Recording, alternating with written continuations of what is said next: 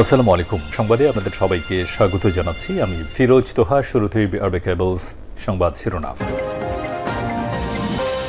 বাংলাদেশের সর্বশেষ গুরুত্বপূর্ণ আপডেট সংবাদে আপনাকে স্বাগত। শুরুতেই সংবাদ শিরোনাম, এরপর বিস্তারিত। শুরুতেই জানিয়ে দিব, ভারতে পালানোর সময় চট্টগ্রামের পুরোহিত আশিস আটক। চট্টগ্রামের মিসরাইল সীমান্তবর্তী এলাকা দিয়ে অবৈধভাবে ভারতে প্রবেশের সময় আশিস পুরোহিত ৬৫ নামে একজনকে আটক করেছে স্থানীয়রা। বুধবার ২৭ নভেম্বর দুপুরে উপজেলার করেরহাট ইউনিয়নের আলীনগর বৃত্তপির দায়িত্বপূর্ণ এলাকার সীমান্ত থেকে তাকে আটক করা হয়। এরপর জানিয়ে দিব, বাংলাদেশের আন্তর্জাতিক অপরাধ ট্রাইব্যুনালকে সহায়তা করতে প্রস্তুত আইসিসি। হেগ ভিত্তিক আন্তর্জাতিক অপরাধ আদালত আইসিসি জুলাই-আগস্ট সময়কালে গণহত্যার বিষয়ে বাংলাদেশের আন্তর্জাতিক অপরাধ ট্রাইব্যুনালকে আইসিটি সহায়তা করার জন্য প্রস্তুত রয়েছে। এদিকে ৯০ দিনে তৃণমূলের সব কমিটি করবে বিএনপি।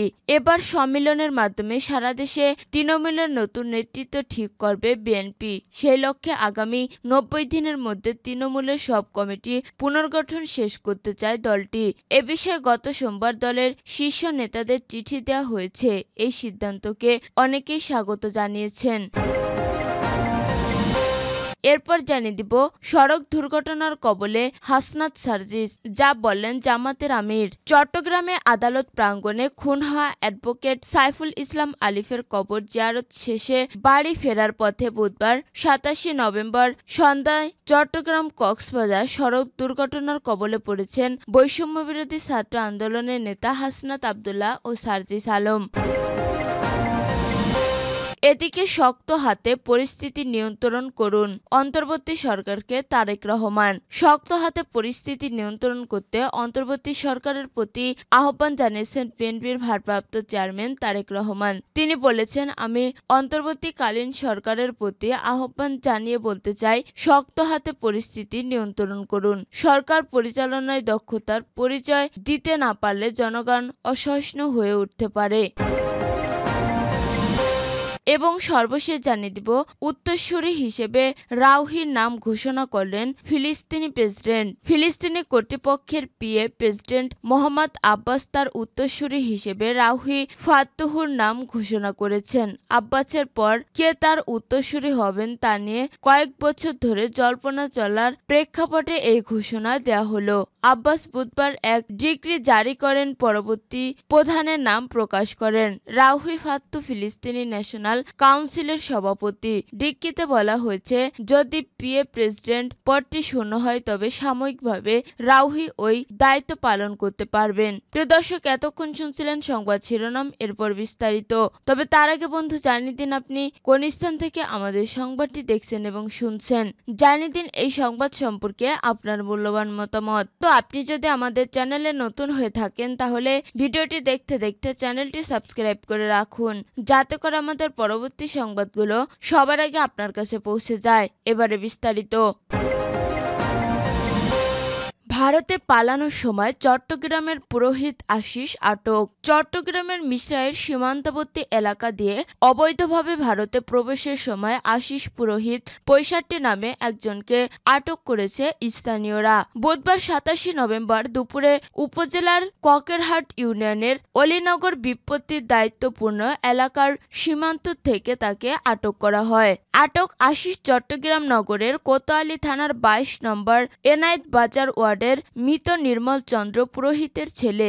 আটকের সময় তার মোবাইলে ইসকন নেতা চিন্ময় কৃষ্ণ দাস ব্রহ্মচারীর সঙ্গে একাধিক ছবি পাওয়ার কথা জানিয়েছে স্থানীয়রা। জানা গেছে, আশিস পুরোহিত মিসরাইল অলীনগর সীমান্ত দিয়ে কলকাতায় অবৈধভাবে প্রবেশ করার সময় স্থানীয়দের সন্দেহ হলে আটক করে বিজিবিকে খবর দেয়। পরে বিজিবি এসে তাকে তল্লাশি চালায়। এ সময় তার কাছ থেকে বাংলাদেশি এনআইডি কার্ড, ভারতীয় আধার কার্ড ও মোবাইল ফোন জব্দ করা হয়। বিষয়টি নিশ্চিত করেন বিজিবি ৪ এর অধিনায়ক লেফটেন্যান্ট কর্নেল মোহাম্মদ মোশারেফ হোসেন। তিনি বলেন, আটক ব্যক্তি প্রাথমিক জিজ্ঞাসাবাদে জানিয়েছেন চিকিৎসার জন্য অবৈধভাবে ভারতে যাচ্ছিলেন। দ্বৈত নাগরিকত্ব এবং অবৈধ পারাপারের দায়ে তাকে জোরারগঞ্জ থানায় হস্তান্তর করা হবে। বাংলাদেশের আন্তর্জাতিক অপরাধ ট্রাইব্যুনালকে সহায়তা করতে প্রস্তুত আইসিসি। হেগ ভিত্তিক আন্তর্জাতিক অপরাধ আদালত আইসিসি জুলাই-আগস্ট সময়কালে গণহত্যার বিষয়ে বাংলাদেশের আন্তর্জাতিক অপরাধ ট্রাইব্যুনালকে আইসিসি সহায়তা করার জন্য প্রস্তুত রয়েছে। বুধবার সন্ধ্যায় রাজধানীর একটি হোটেলে এক প্রেস ব্রিফিংয়ে আইসিসির সিনিয়র ট্রায়াল আইনজীবী এশা এমবাইফাল বলেন, প্রযুক্তিগত সহায়তা, প্রশিক্ষণ এবং নির্দেশনা উভয় ক্ষেত্রে রাষ্ট্রগুলোকে সাহায্য করার জন্য আইসিসি সর্বদা প্রস্তুত রয়েছে।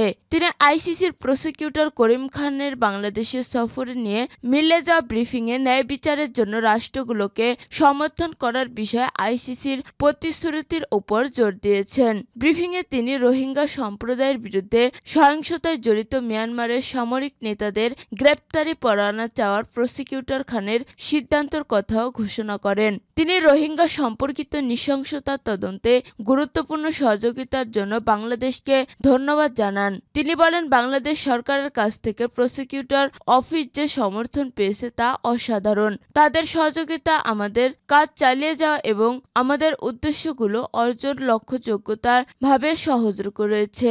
বাংলাদেশের আইসিটিকে সহায়তা করার সম্ভাবনা সম্পর্কে জিজ্ঞাসা করা হলে খান আইসিসির সহায়তা প্রদানের ইচ্ছার কথা পুনর্ব্যক্ত করেন। একটি ব্যাপক, স্বাধীন ও নিরপেক্ষ তদন্তের পর খান কার্যালয়ের সিদ্ধান্ত পৌঁছেছে যে মিং অং উইলেং, যিনি মিয়ানমারের প্রতিরক্ষা পরিষেবার কমান্ডার ইন চিফ এবং মিয়ানমারের ভারপ্রাপ্ত রাষ্ট্রপতি হিসেবে দায়িত্ব পালন করেন, তা বিশ্বাস করার যুক্তিসঙ্গত কারণ রয়েছে। মানবতা বিরোধী অপরাধের জন্য অপরাধমূলক দায়বদ্ধতা। এটি আইসিসি প্রসিকিউটর অফিসের দায়ের করা মিয়ানমার সরকারের উচ্চ পদস্থ কর্মকর্তার বিরুদ্ধে গ্রেপ্তারি পরোয়ানার জন্য প্রথমবারের মতো আবেদন। 14 নভেম্বর 2019 সাল থেকে আইসিসি 2016 এবং 2017 সালে মিয়ানমারের রাখাইন রাজ্যে সহিংসতার তরঙ্গ থেকে উদ্ধৃত অভিযোগগুলো তদন্ত করছে, যার ফলে বাংলাদেশে রোহিঙ্গা শরণার্থীদের ব্যাপকভাবে অভিবাসন হয়েছিল। 90 দিনে তৃণমূলের সব কমিটি করবে বিএনপি। এবার সম্মেলনের মাধ্যমে সারা দেশে তৃণমূলের নতুন নেতৃত্ব ঠিক করবে বিএনপি। সেই লক্ষ্যে আগামী 90 দিনের মধ্যে তৃণমূলের সব কমিটি পুনর্গঠন শেষ করতে চায় দলটি। এ বিষয়ে গত সোমবার দলের শীর্ষ নেতাদের চিঠি দেওয়া হয়েছে। এই সিদ্ধান্তকে অনেকেই স্বাগত জানিয়েছেন। জানা গেছে, গত 5 আগস্ট রাজনৈতিক পট পরিবর্তনের পর আন্দোলন কর্মসূচির চাপ না থাকলেও আগামী ত্রয়োদশ জাতীয় সংসদ নির্বাচন চ্যালেঞ্জ মনে করছে বিএনপির হাইকমান্ড। সেজন্য নানা কৌশলে এগোচ্ছেন নীতি নির্ধারকেরা। তৃণমূলে ব্যাপকভাবে ধানের শীষের প্রচারণা ও গণসংযোগ করছে জাতীয়তাবাদী যুবদল, স্বেচ্ছাসেবক দল ও ছাত্রদল। সারা দেশে বিভিন্ন স্থানে কর্মী সভা ও বর্ধিত সভা করা হচ্ছে। নতুনভাবে কর্মসূচি দেওয়া এবং সাংগঠনিক কর্মকাণ্ড নিয়ে সম্প্রতি দলের স্থায়ী কমিটি এবং সাংগঠনিক সম্প্রদায়কদের সঙ্গে বৈঠকে আলোচনা হয়েছে। বিএনপির ভারপ্রাপ্ত চেয়ারম্যান তারেক রহমান সংগঠন গোছানোর কাজগুলো নিজেই তদারকি করছেন। মূলত 2018 সালের একাদশ জাতীয় সংসদ নির্বাচনের পর দল পুনর্গঠনে মনোযোগ দেয় বিএনপির হাইকমান্ড। তবে সরকার বিরোধী আন্দোলন সংগ্রামে বেশি জড়িত থাকায় সেই কাজ করতে পারেনি দলটি। এক্ষেত্রে আন্দোলন সংগ্রামের পাশাপাশি বিভিন্ন জেলা ও অঙ্গ সংগঠনের কমিটি পুনর্ব্যক্ত করেছেন বিএনপি। সারা দেশে বিএনপির সাংগঠনিক জেলা শাখা কমিটি, মহানগর সহ 82টি 2019 সালে বেশিরভাগ শাখায় আংশিক এবং পূর্ণাঙ্গ কমিটি গঠন করা হয়, বর্তমানে যার অধিকাংশই মেয়াদে উত্তীর্ণ। দীর্ঘ এই সময়ে বিভিন্ন ইউনিট কমিটি হালনাগাদও করা হয়েছে।